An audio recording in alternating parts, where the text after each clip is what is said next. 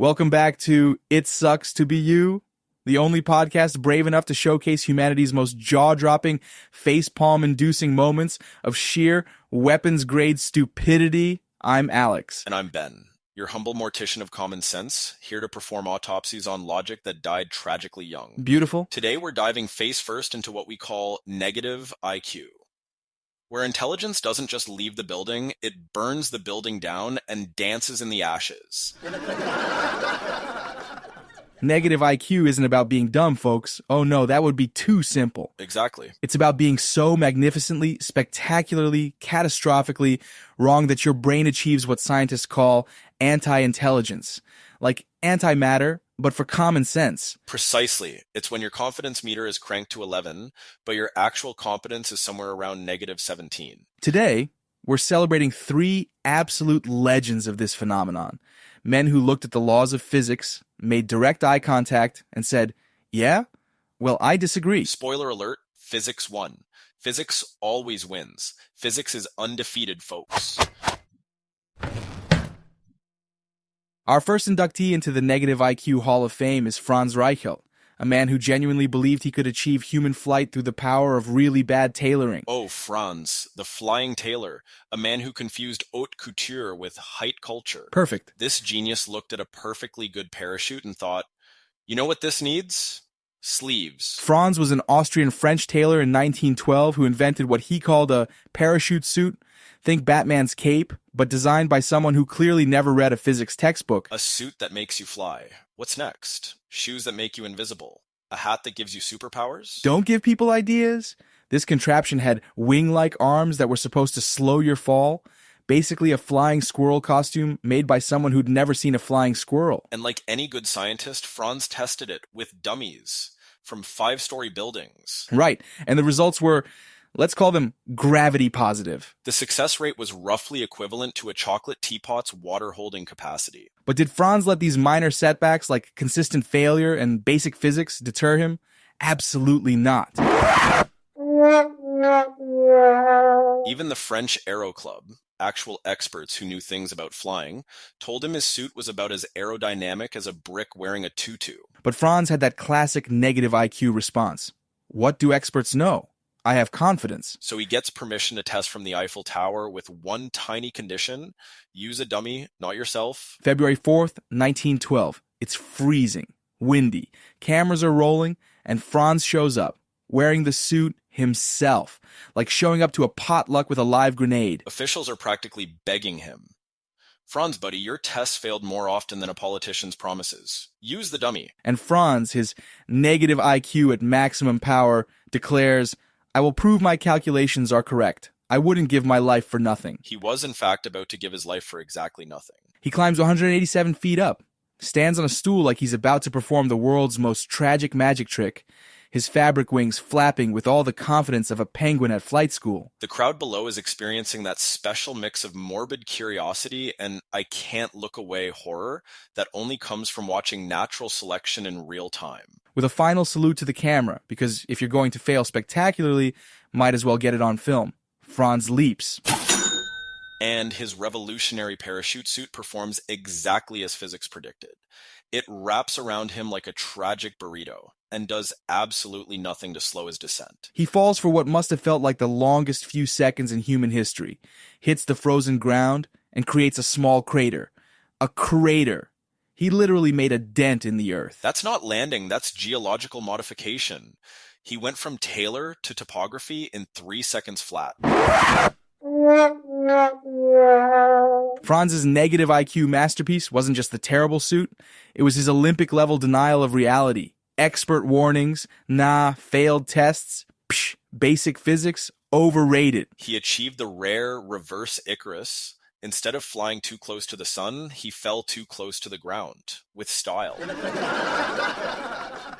Moving on to our next champion of catastrophic overconfidence, William Huskisson.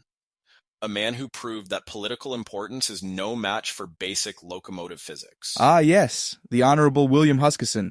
Britain's answer to the question, what happens when entitlement meets engineering? It's 1830, the dawn of the railway age.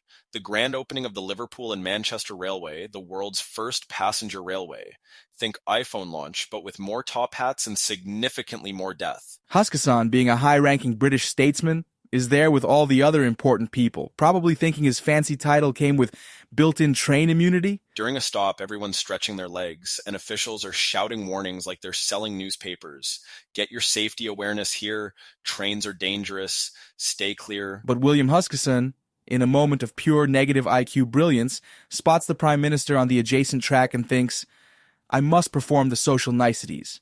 Surely my impeccable breeding will protect me from basic Newtonian physics.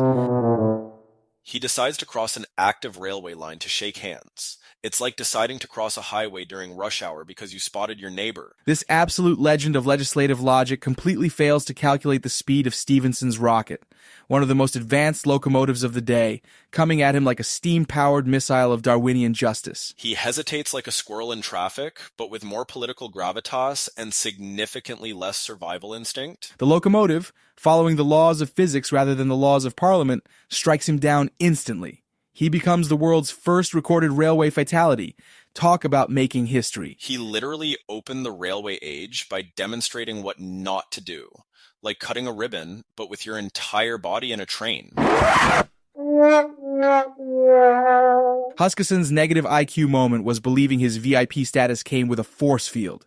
He thought political importance trumped fundamental physics, a mistake that's been repeated by politicians ever since. A spectacular demonstration that trains don't check your social rank before applying kinetic energy. Truly groundbreaking work in the field of actions meet consequences. And now, our final and most devastating example of negative IQ in action, Stockton Rush, a man who turned disrupting industry standards into a literal implosion. Oh, Stockton, the man who looked at decades of submarine safety regulations and said, hold my overpriced coffee, I'm about to revolutionize underwater death. Stockton Rush, CEO of OceanGate, promised exclusive trips to the Titanic wreck. Ironic, considering he was about to create his own underwater disaster. This guy didn't just have negative IQ, he had weaponized it. He turned arrogance into an art form and safety regulations into confetti. The red flags around OceanGate weren't just flying. They were forming their own parade.